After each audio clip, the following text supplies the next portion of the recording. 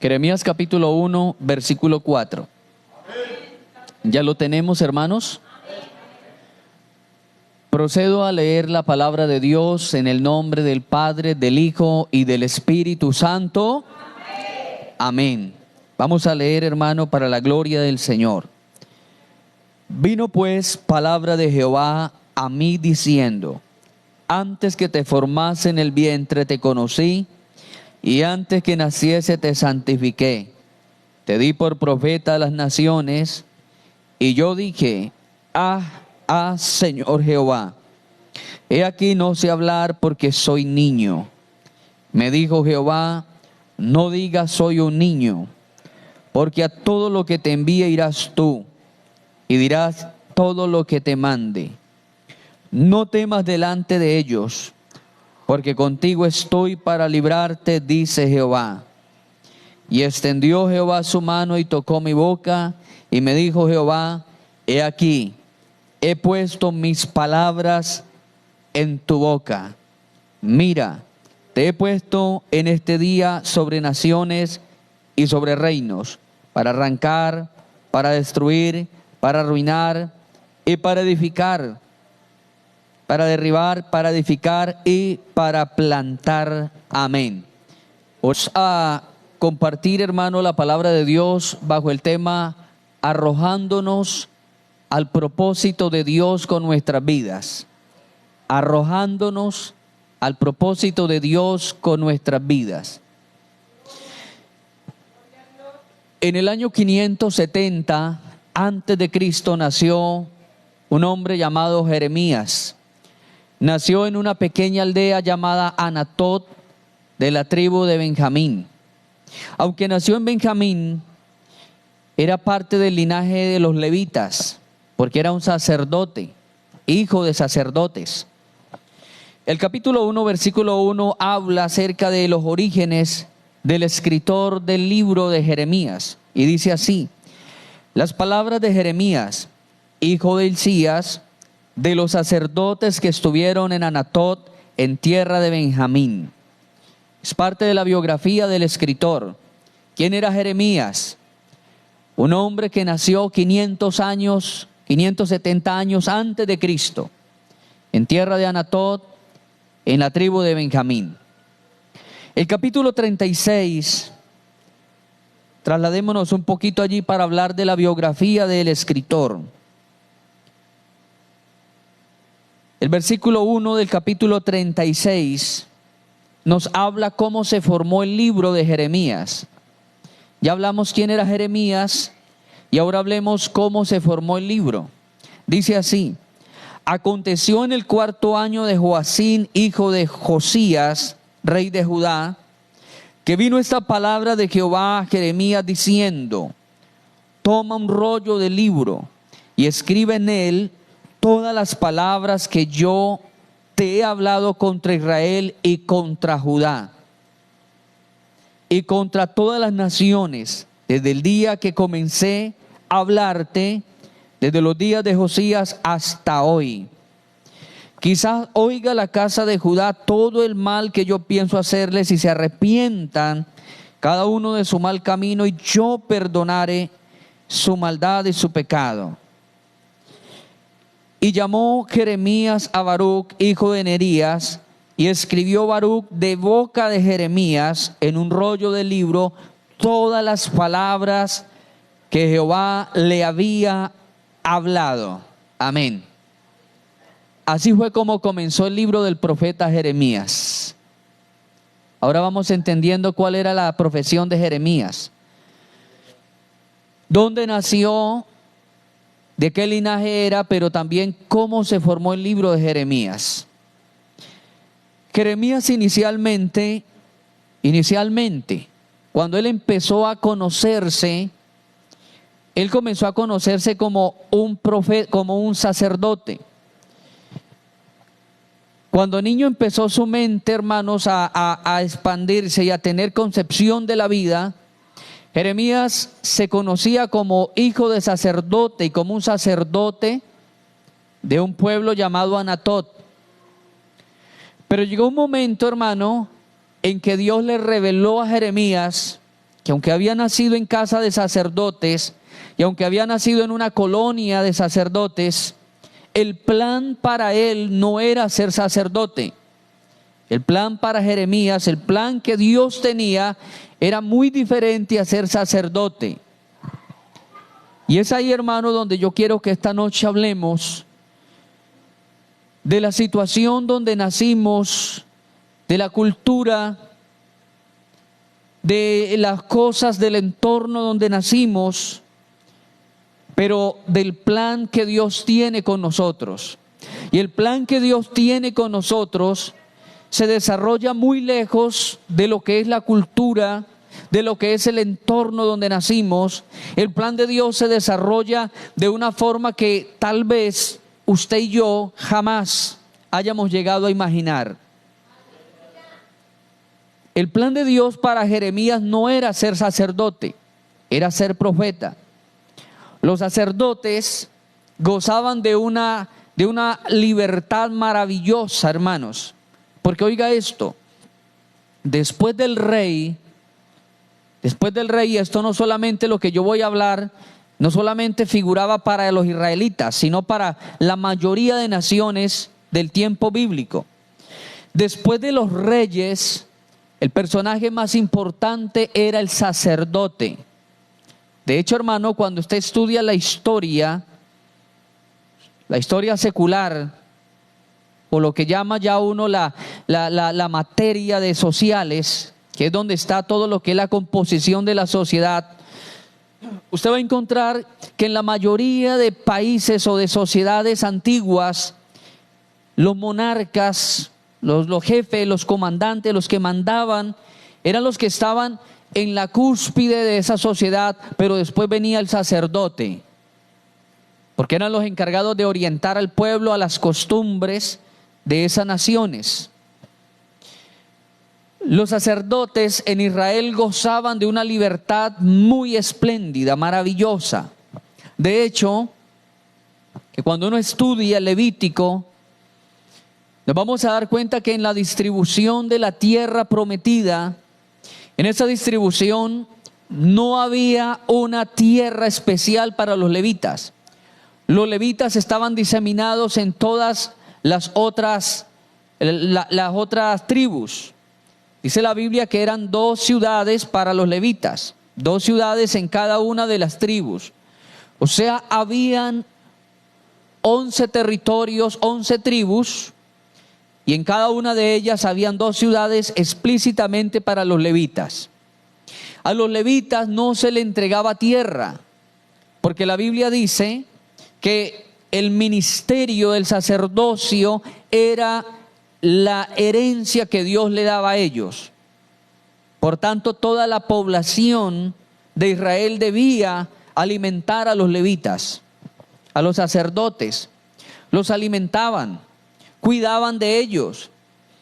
Y eran muy especiales los sacerdotes en el tiempo de la Biblia. La gente los cuidaba. Golpear o levantarse en contra de un sacerdote era sinónimo de grandes maldiciones que se acarreaba la persona. El sacerdote era tenido muy en cuenta. Pero cuando vamos a mirar el otro lado del profeta, el profeta era todo lo contrario. El profeta era el perseguido por los reyes. El profeta era el odiado de la sociedad. El profeta era el que lo mandaban a dormir solo en los parques. El profeta era el que cuando se levantaba en las escalas o en los lugares altos para profetizar, la gente salía y lo dejaba hablando solo. Si un sacerdote se paraba sobre una roca, la gente rápidamente se reunía y decía: va a bendecir al pueblo, voy por mi bendición. Pero cuando era el profeta, la gente decía: dejemos a ese loco hablando solo. Entonces, hermano, cambiar de ese estatus de ser el sacerdote a recibir el ministerio profético, el ministerio de profeta, era un gran cambio para Jeremías. Lo mismo le pasó a Ezequiel. Ezequiel también era sacerdote y Dios le mostró que el propósito era otra cosa, diferente a ese. A veces, hermanos, venimos nosotros a contender porque queremos escoger el propósito de Dios para nosotros, pero ese propósito ya viene predeterminado para usted y para mí. Ya ese propósito viene diseñado para cada persona. El propósito que Dios tiene para cada persona ya lo tiene, hermano, en una predestinación desde antes de la creación del mundo. ¿Cuántos alabamos el nombre del Señor? Esto funciona, hermano, esto funciona de la siguiente manera. Y es que cuando nace un bebé o cuando nació usted o cuando nací yo, a un lado estaba el Señor, Dios, pero al otro lado también estaba Satanás. Y cuando estaba ese bebé allí, en la cama o en la cuna o en la camilla, cuando ese bebé estaba ahí, Dios decreta su plan y su propósito sobre el bebé. Y Dios dice, nació el predicador, nació el músico, el cantante, nació el empresario, nació el profeta, nació el apóstol, nació el hombre o la mujer temeroso de Dios, nació el salmista, nació el maestro, nació un gran personaje, acaba de nacer un gran personaje y hay alegría en el cielo porque nace, porque viene a este mundo alguien con un propósito ya predestinado. Y Dios lo dice así. Pero por otro lado, Satanás también decreta su propósito sobre ese bebé y también Satanás dice, acaba de nacer un gran violador, acaba de nacer un sicario, acaba de nacer un adicto a las drogas,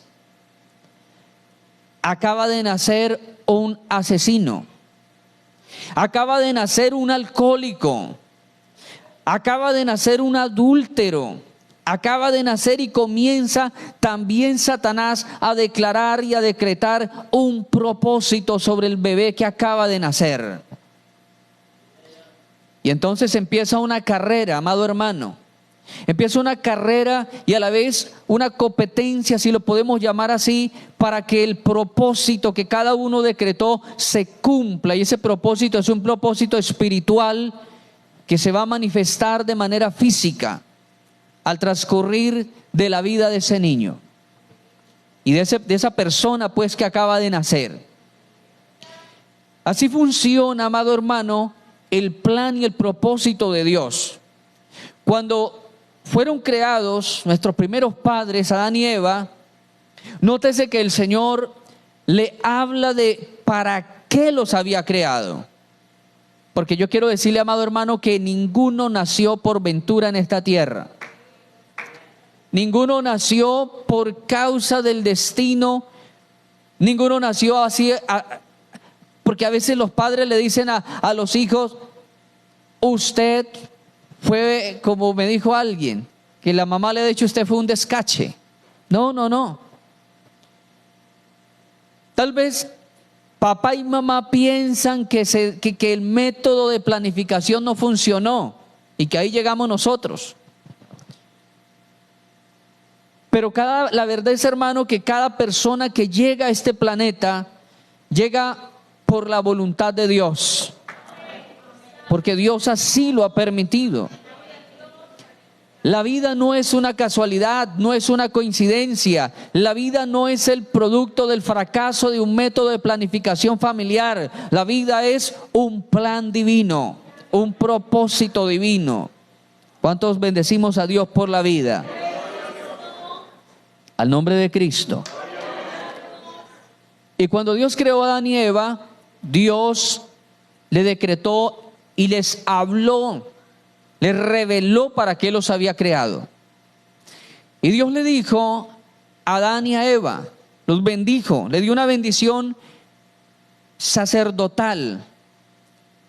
Y les dijo: crezcan, multiplíquense, sojuzguen la tierra, señoreen sobre peces, sobre aves, sobre peces, sobre cuadrúpedos, sobre reptiles.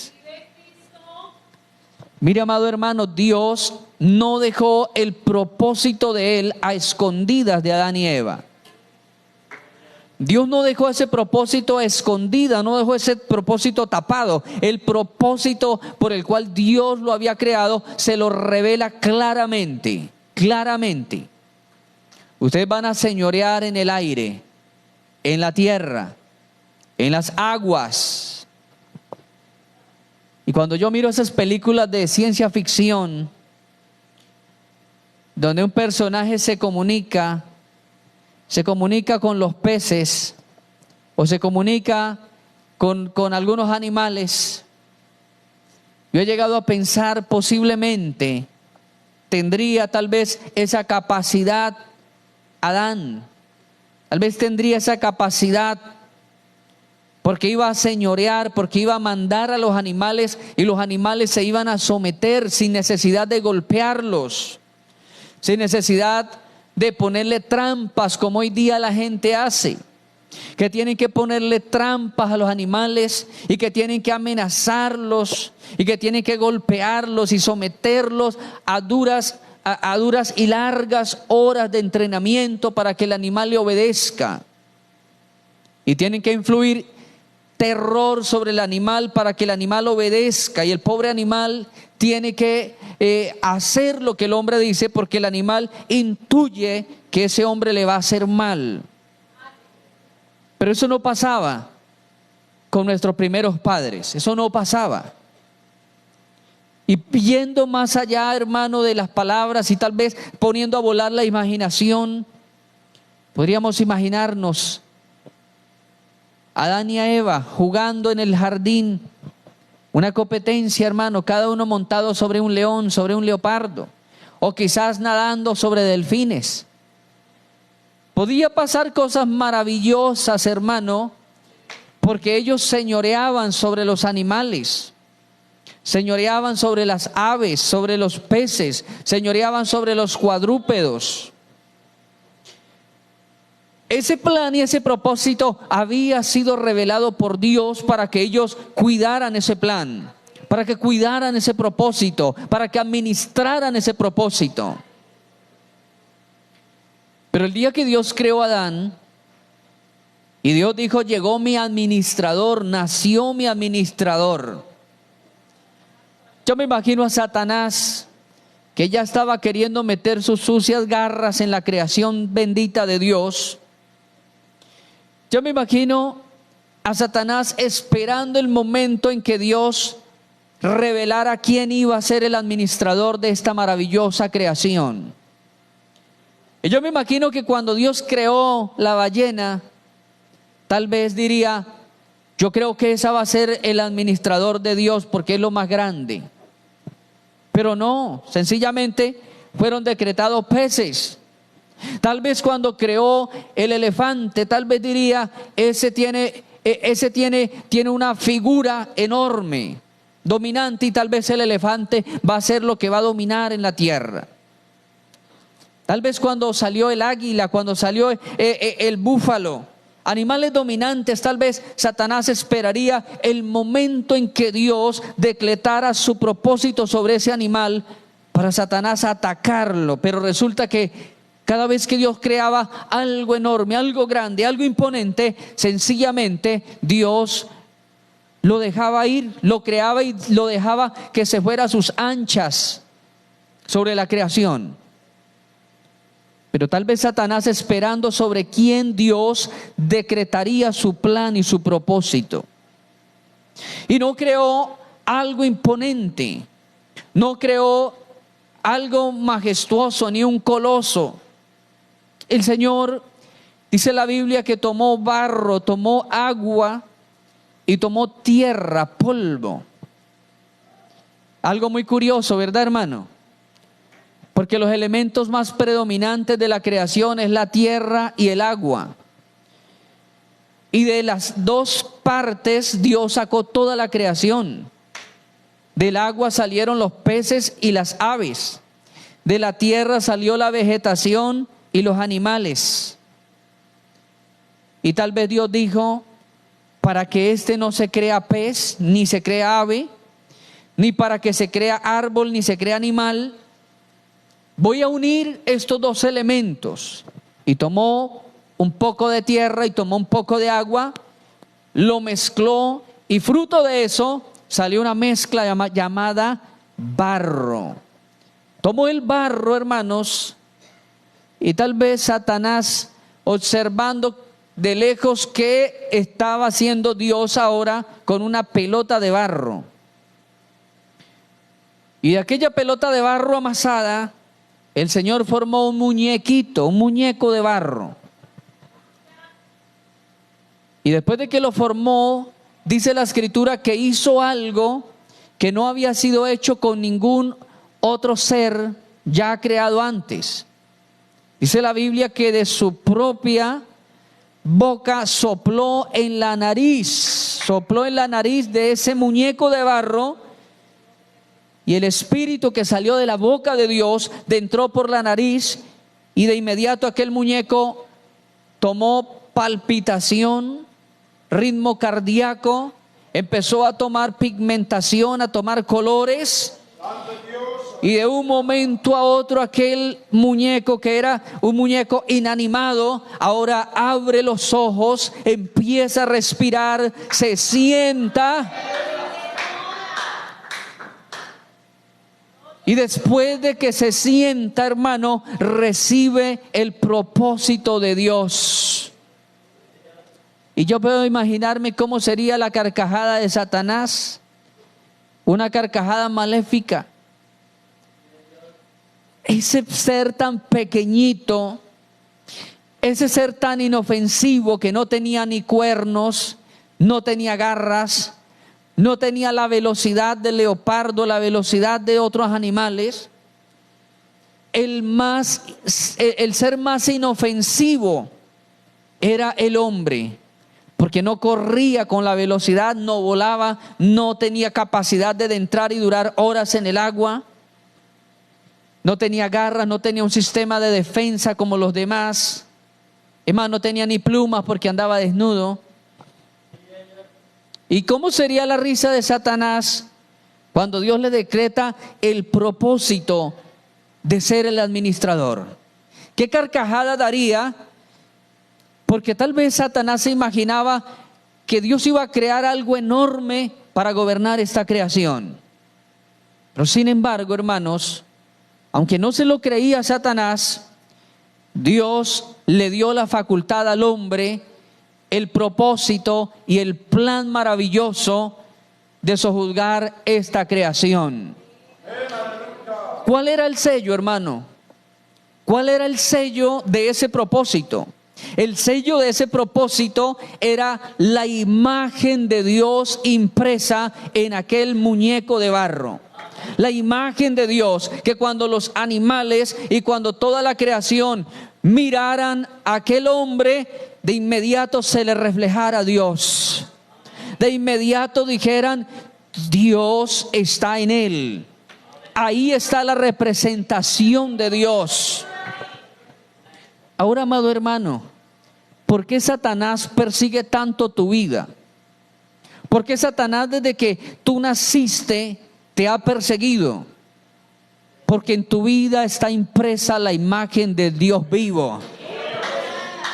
En tu vida está la imagen del Dios todopoderoso. Porque fuiste hecho a imagen del Dios soberano.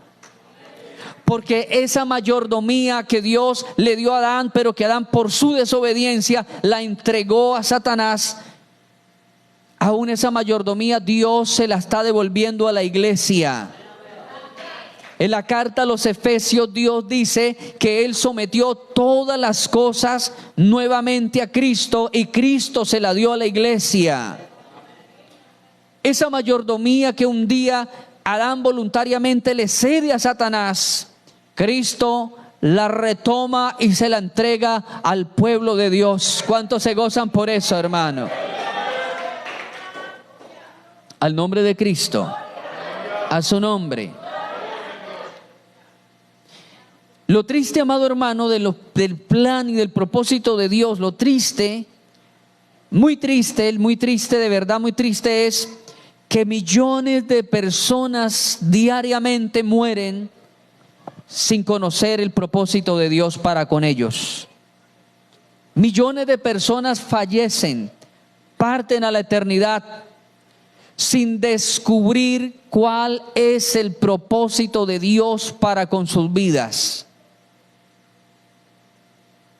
Porque si descubrieran el propósito de Dios, trabajarían en ese propósito.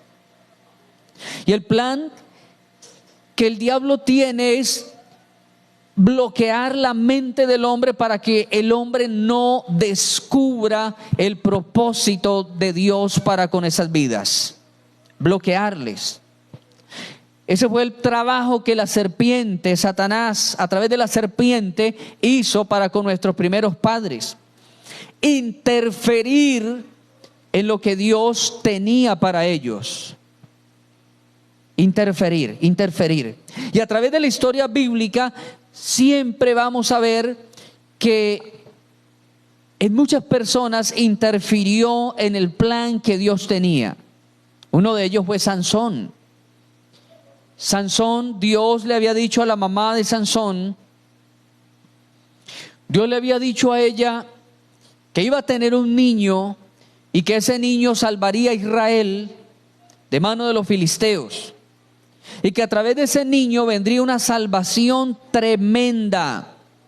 Y le dice Dios a esa mujer que no podía criar el niño de cualquier manera. Inclusive le da una dieta alimenticia especial para criar el niño. Cuando Sansón crece, llega a cierta edad donde él va con sus padres alineado al plan de Dios, alineado en el propósito de Dios. Va a la iglesia, practica la oración, está feliz, sabe y adora al Dios de Manoa, el papá de él, entiende los propósitos de Dios cuando era un adolescente, pero llegó un momento en que la mirada de Sansón comienza a ser desviada y la mirada de Sansón se va hacia el pueblo filisteo y se enamora de una muchacha de allá, de esa comunidad prohibida por Dios. Luego dice la Biblia que él comienza a sentir el deseo de autogobernarse. Tiene unos días de amores con aquella muchacha y luego el papá trata de alinearlo otra vez, trata de centrarlo en el propósito de Dios, pero el muchacho dice: es que a mí es el que me gusta la muchacha, no tiene por qué gustarle a ustedes, es a mí el que me gusta. El papá lo trata de alinear recordándole lo que la palabra de Dios le enseñaba a ellos. El papá le dice: hijo, hay muchachas en Israel y tal vez muchachas mejores, temerosas de nuestro Dios.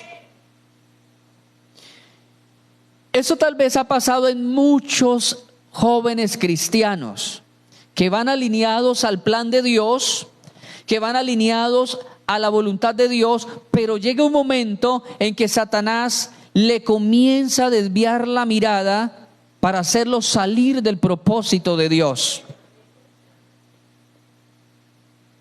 Y es ahí que tenemos jóvenes que fueron cristianos hasta cierta etapa de la vida y llegó un momento en que son adolescentes y Satanás les brinda otras bandejas.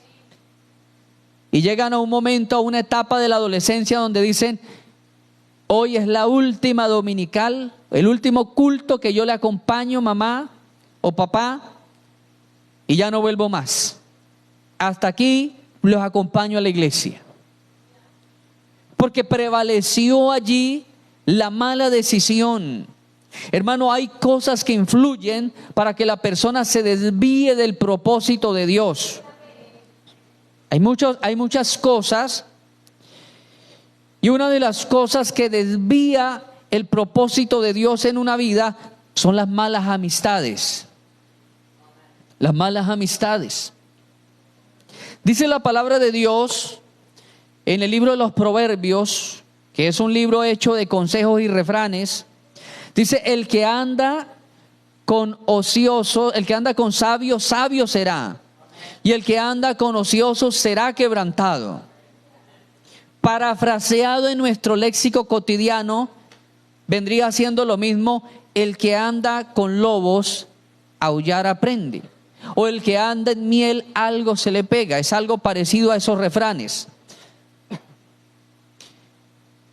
Hermanos, una amistad tiene el poder de sacarlo usted adelante, o tiene el poder también de enterrarlo. A mí me llama la atención es que en el Nuevo Testamento hay unos amigos que realmente son amigos de verdad. Amigos de esos que vale la pena conseguir. Y son los amigos que trasladan a un paralítico donde estaba Jesús. Jesús estaba en una casa hermética muy cerrada. Y había tanta gente que no cabía en la casa y cerraron la puerta. Yo me imagino que cerraron la puerta porque el Señor haría de entrar a uno por uno. Pero dice la Biblia que unos hombres llevaban a un amigo, y de esos amigos son los que usted y yo debemos tener. Porque esos amigos no se limitaron a buscar la sanidad de su amigo, sino que se subieron, se treparon por la pared y empezaron a romper el techo. Oiga, y el techo de las casas hebreas eran techos hechos de tapia de barro, muy gruesas, muy espesas, de algunos 80 centímetros de espesor. Y aquellas tapias era de barro mezclado con paja, y en el centro llevaban dos tendidos de vigas muy fuertes, muy finas, y llevaban muchas ramas trabadas. Todo esto para evitar que la lluvia inundara las casas. Y entonces, cuando ellos deciden ayudar al amigo, tienen que enfrentarse a esa limitación de romperle el techo a otra persona. ¿Puede imaginarse qué haría usted si estuviera en su casa y empezara a escuchar que le están rompiendo el techo?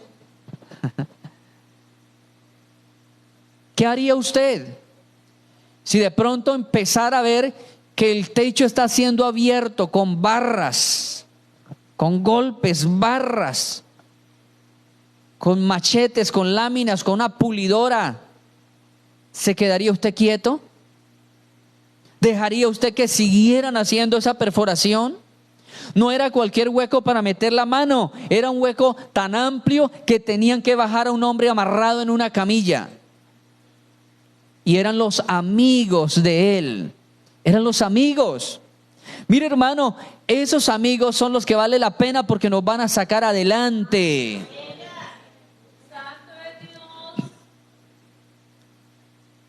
Pero hay amigos que nos desvían del plan y del propósito de Dios, como los amigos de Roboán.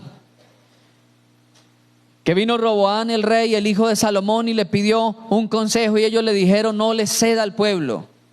Si su papá era agrio con ellos, usted sea el doble de agrio, usted sea el doble de fuerte. Y dice la Biblia que esos muchachos desviaron el consejo que los ancianos le habían dado a Roboán.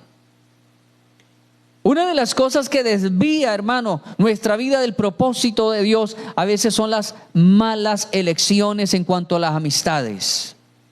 Dice la Biblia: apártate del chismoso, apártate del hombre pendenciero. Nos habla de 6 personas que debemos apartar, y entre esas está el chismoso, el peleón, el murmurador. Usted se da cuenta, hermano, que María y Aarón se estaban desviando del propósito de Dios al ponerse en hablar en contra de la autoridad espiritual. Una de las cosas, hermanos, que echa a perder el plan de Dios para nuestra vida tiene que ver también con nuestros propios apetitos espirituales, nuestros propios apetitos materiales. Dios le dice a uno qué quiere con uno, pero no dice, no, yo quiero otra cosa. Dios le dijo a Jonás, Jonás, ve a tierra de Nínive, al oriente, pero él tomó un barco para el occidente. Y a veces así actuamos nosotros. Dios nos está hablando, pero sin embargo decimos, lástima que no vino el hermano fulano de tal. Lástima, esta palabra le hubiese caído tan bien a ese hermano. Yo no sé por qué no vino la hermana, pero le voy a mandar el enlace de la prédica para que la hermana lo escuche. No, mi hermano, si la palabra nos está hablando aquí, es porque aquí Dios a alguien le está hablando. Es porque aquí le está hablando Dios a una persona. No sé cuántos reciben esta palabra, pero yo recibo esta palabra para mí. Yo recibo esta palabra, hermano, para mí. Que debo cuidarme porque el plan y el propósito de Dios con mi vida vale mucho. Y mientras Dios se esfuerza en sacar adelante ese proyecto con mi vida, Satanás se está esforzando también. Por eso el desánimo que usted siente, por eso el desánimo, el desgano, la desmotivación. Y cuando usted viene y Dios lo toca y usted se va y usted dice, ahora sí voy con toda, ahora sí voy a despegar. Este 2024 es mi año. Pero llega usted a la casa y Satanás lo está esperando allí con una volquetada de desánimo. Allá está Satanás y le dice, con que te comprometiste en el culto, pues vamos a ver ahora. Y te va a descargar desánimo. Y te va a descargar pereza. Y cuando es la hora de venir a buscar de Dios, entonces Satanás te va a empezar a sobar el cuello y te va a decir, quédate aquí, no te vayas tan temprano, no te vayas tan temprano. Y cuando usted se dio cuenta, ya es la hora del culto y ya usted dice, no, ya que voy, me da pena llegar tarde al culto. ¿Cuántos alabamos el nombre del Señor? Hermano, hay muchas personas que para el día de hoy debieran estar viviendo aún. Muchas personas debieran estar en las iglesias bien vestidos, hermosos, porque el Señor nos hermosea a nosotros. Pero descuidaron el plan y el propósito de Dios. Lo descuidaron. Lo descuidaron. Recuerdo un hombre que se crió con nosotros en la vida espiritual cuando comenzamos a buscar de Dios. Y recuerdo esa facilidad, esa fluidez verbal que él tenía para hablar. Tenía una fluidez muy bonita para hablar, para evangelizar, y me gustaba evangelizar con él porque yo le aprendía de él. Yo le aprendía y él decía, bueno, hermano, usted va a hablar en la próxima casa. Yo estaba recién convertido. Y él decía, hable y cuando usted se quede sin palabras, yo lo rescato. Y yo aprendí a evangelizar con él. Me gustaba, me fascinaba compartir con él porque tenía conocimiento bíblico. Llegó a ser líder. Pero en un momento, hermano, se dejaron desubicar con la familia, se desubicaron con la familia, viajaron, se fueron para otro lado. Y tal vez algunos 6 u 8 meses atrás, volvimos a encontrarnos a uno de la familia. Volvimos a encontrárnoslo con mi esposa. Después de muchos años nos encontramos y empezamos a preguntarle por aquella familia, por el resto de familia, porque ellos eran como unos 4 o 5. Todos nos ayudaban a predicar. Y empezamos a preguntarle, y de eso solamente nos habló que uno perseveraba y servía a Dios. Y empezó a contarnos una historia bastante patética de cada uno de los que componían esa familia. Y decía, no, uno cayó en adulterio, luego se descarrió, luego esto, luego aquello. Y el que predicaba conmigo, el que me enseñó a evangelizar, me dijo, no, él se apartó de Dios y de pronto estaba en una cantina en la ciudad de Pereira. De pronto entró a tomarse, porque no era un borracho, pero entró esa tarde tal vez a tomarse algo allí. Y estando él en la barra tomándose allí una cerveza, alguien le puso la mano en el hombro y cuando él dio la vuelta, le enterraron un puñal en un ojo y murió. Y después de que lo mató, el que lo mató se entregó a la policía porque mató al que no era. Sencillamente parecía, por detrás se parecía a un enemigo de él. Uno sí entiende por qué murió así, uno sí lo entiende. El que lo mató se entregó a la policía porque dijo, maté a un hombre inocente, maté a alguien que no estaba haciendo nada conmigo. Él fue y se entregó. Pero uno que estudia la Biblia, uno sí entiende qué fue lo que pasó. Estaba, como dice el comercial, en el lugar equivocado. El plan de Dios no era que él muriera de esa manera, menos en una cantina. Ese no era el plan de Dios, pero tomó una mala elección un día. Tomó una mala decisión. Tomar malas decisiones nos alejan del plan divino, amado hermano. Tal vez usted recuerda de la familia de Abimelech, la familia de Noemí. Por allá, por el libro de Ruth, habla de una familia, que esa familia se va para la tierra de Moab. Se va de Belén a morar a Moab. Y mire, hermano, lo paradójico que fue ese viaje. Lo paradójico de cómo Satanás los arranca del propósito de Dios. Belén significa casa de pan, pero la palabra Moab significa casa de demonios. Esa familia era una familia escogida por Dios. Cuando usted estudia el libro de la genealogía de Jesús en el Evangelio según San Mateo, usted se va a dar cuenta por qué fue que Dios castigó a Elimelech y a su familia.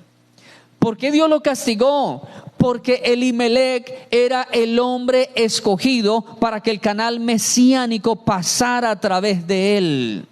Él era parte de la línea mesiánica donde Jesús debía nacer. Y cuando él se va de Belén, simultáneamente está votando el propósito, está diciendo, no quiero ser parte de la línea del canal mesiánico. Arrojó el propósito de Dios y se fue a la casa de los demonios. Una mala decisión trágica. Y como fruto de él votar el plan y el proyecto de Dios para con la familia, entonces Dios incluye a otra persona que no estaba establecida en ese plan. Y Dios le da la bendición a Ruth y a Booz. Y ellos no estaban, hermano, dentro de ese plan de la línea mesiánica, pero era Elimelech, el escogido por Dios.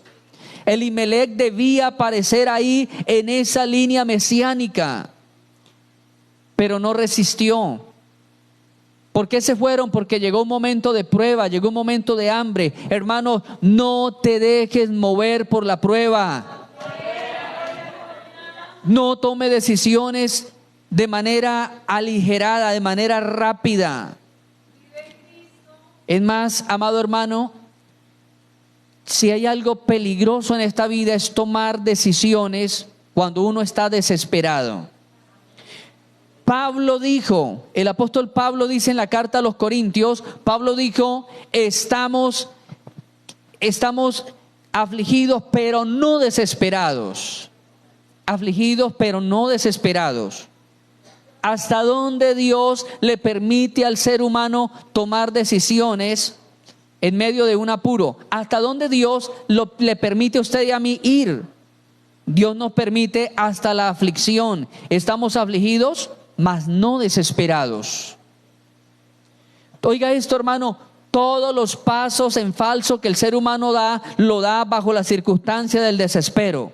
Usted puede controlar una situación mientras esté afligido, mientras tenga aflicción, pero usted no podrá coordinar sus pensamientos cuando caiga en desespero. Yo he visto gente desesperada regalar casas, regalar vehículos, regalar negocios. Yo he visto gente desesperada entregar sus hogares, separarse. Hermano, el desespero nos saca totalmente del plan y el propósito divino. No permita que su corazón se desespere. Pablo dijo, estamos afligidos, mas no desesperados. Santo Dios. No se deje desesperar. Satanás lo va a oprimir, Satanás le va a apretar, Satanás le va a mandar dardos a la mente, al corazón, para que usted se deprima, para que usted se desespere. Pero quiero decirle, amado hermano, que hay poder en la sangre de Cristo. Hay poder en la sangre de Cristo. Y por cuanto Él venció, nosotros somos más que vencedores también. Por cuanto Él venció, nos entregó la victoria a nosotros. A su nombre. Esto era increíble para Jeremías, y Jeremías dijo, no, Señor, tal vez usted se equivocó. Yo soy un niño, no sé hablar. Tal vez Jeremías se sintió impotente, incapaz de cumplir una labor agradable ante Dios. Tal vez Jeremías intentó evadir ese plan y ese proyecto de Dios. Dios le dijo, te di por profeta a las naciones. Y mire, amado hermano, para que esta profecía llegara desde Israel a nosotros, ha venido pasando por muchas naciones. Los primeros misioneros que llegan a Colombia llegan de Estados Unidos, pero vienen de Australia y de Inglaterra. Y esa palabra que Dios le dijo a Jeremías, te voy a hacer profeta a las naciones, tal vez Jeremías nunca salió de ahí, de Israel, a predicar a Europa ni a América, mucho menos. Tal vez nunca salió del territorio geográfico, pero sus palabras, sus escritos han recorrido la tierra entera. Han recorrido todas las naciones. Donde quiera que se predique este evangelio, se habla del profeta Jeremías, se habla de las profecías que él dio. Ese era el plan, hacerle un profeta a las naciones. Amado hermano, cosas grandes Dios tiene con tu vida. Ya para cerrar, hermano, quiero decirle que en la creación de Dios, en lo que Dios creó, todo se está moviendo bajo el plan y el orden que Dios estableció. Dios le puso límite a las aguas y le dijo, no se van a salir de ahí, y ellas han cumplido. Dios le dijo al sol, la luna y las estrellas, ustedes van a servir para señales, estaciones y para los tiempos, y ahí están trabajando. Dios le dijo a las aves, ustedes van a cantar todos los días, y ese cántico va a ser una canción melódica para relajación del hombre, y ahí lo están haciendo. Le puso hasta trabajo a los carroñeros. Le dio trabajo a algunos animales para que fueran descomponedores, para que ayudaran a limpiar la tierra, y ahí están. Aún con tanta comida y tanta tecnología, los animales que fueron llamados como animales descomponedores o guardianes de la limpieza, no se les dan por protestar y decir, Dios, no quiero comer carne podrida, me voy a comer papayas porque hay muchas papayas. Saben que Dios los creó para eso. Y unos animales vuelan, otros corren, otros saltan, otros se arrastran, otros se sumergen, pero todos están cumpliendo el plan de Dios. Pero tristemente, la forma y figura de Dios en la tierra, que somos nosotros los humanos, Somos los únicos que nos atrevemos a decir, Dios no existe. No es verdad que Dios exista.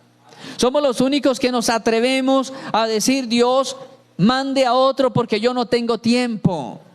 Somos los únicos que nos atrevemos a rebelarnos contra nuestro Creador, pero todo lo demás está cumpliendo su plan y su proyecto, su propósito.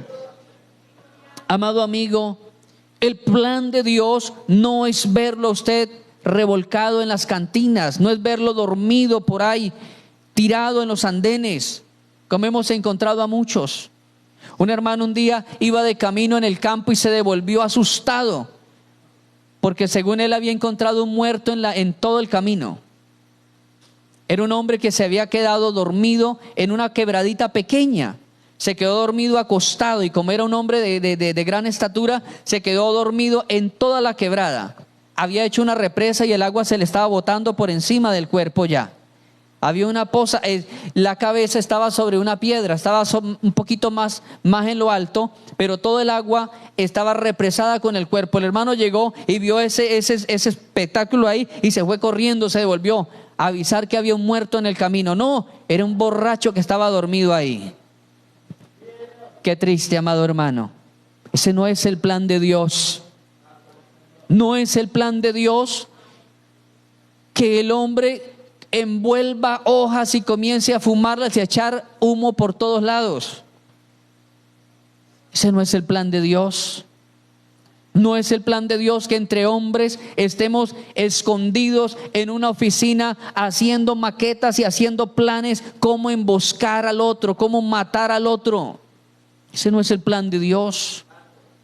Dios tiene un plan mejor para nuestras vidas, amada iglesia. ¿Cuántos lo creen?